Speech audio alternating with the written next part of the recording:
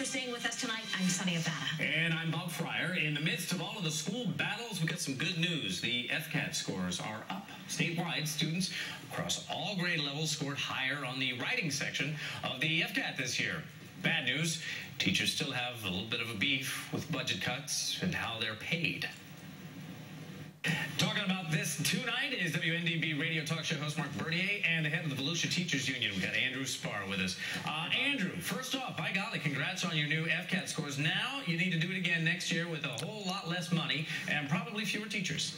Well, absolutely. I mean, obviously this is Teacher Appreciation Week. The FCAT scores came out, and once again, our teachers have come through in Volusia County and across the state. Unfortunately, we have a legislature that's not rewarding teachers in our schools and our students, and in fact is giving tax breaks on the backs of teachers and students in our schools. Marc, should teachers be griping? By golly, they got great FCAT scores, so a lot of them probably be getting a raise, right? Yeah, I knew Andrew was going to say that because, Andrew's been fighting successfully for his rank and file over the last couple of years. But you know what? They learned to do it with less. And this is a scary prospect for teachers. About the tax breaks, though, everybody knows that if we don't find a way for business to be able to be successful and expand in Florida, then we'll have even less money coming in to pay for education.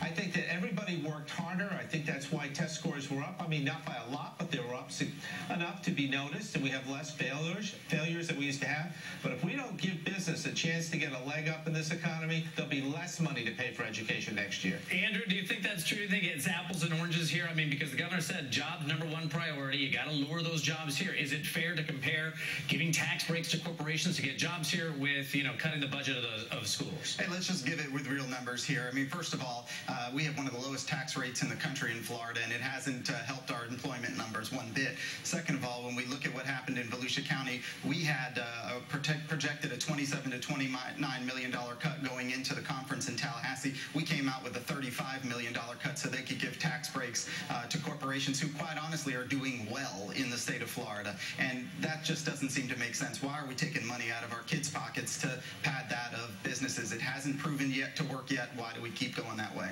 Marc, let's get back to this. That's not true. That's not true. Go ahead. Last year, if it wasn't for the fact that the federal government gave money in and gave this incentive money, this jumpstart money, it'd be even worse this year than expected.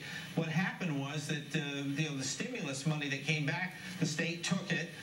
They used it to prop up some programs. That money's not there anymore, and the state had to. We have a constitutional amendment, guys, that requires you to have a balanced budget. You can't bring a deficit over to next year. We don't have the luxury that Texas and California have to run a deficit. They had no choice but to make these cuts. It's painful. They elected the governor with that mantra and mandate to make the changes that are necessary, and he did it. The legislature heard him, heard the voters, and they're doing what they're supposed to do. Andrew, I'll give you the last 10 seconds. Yeah, let me just respond to that. I mean, the fact of the matter is that there's been a $300 million tax break given to corporations that has come out of education. Education was cut another $200 million after they decided to give that corporate tax breaks. That's what it's about. And recently in an Orlando Sentinel report, they said corporations in Central Florida are making money and their CEOs are too. This is about kids and education, and we shouldn't keep depriving them. No, it is. No, it isn't. You know what? School districts have to get back to their core mission and decide what they're really supposed to do and live on their budget and work with it. Okay, this whole thing about trying to make the big business the bad guy, that's not the way to do this. Marc and Andrew, I got to cut you off. A good conversation. And Andrew, again, honestly, congratulations. You guys are doing good work up there in Volusia. Congratulations, Thanks, Andrew. You too, Marc. Good to see you both.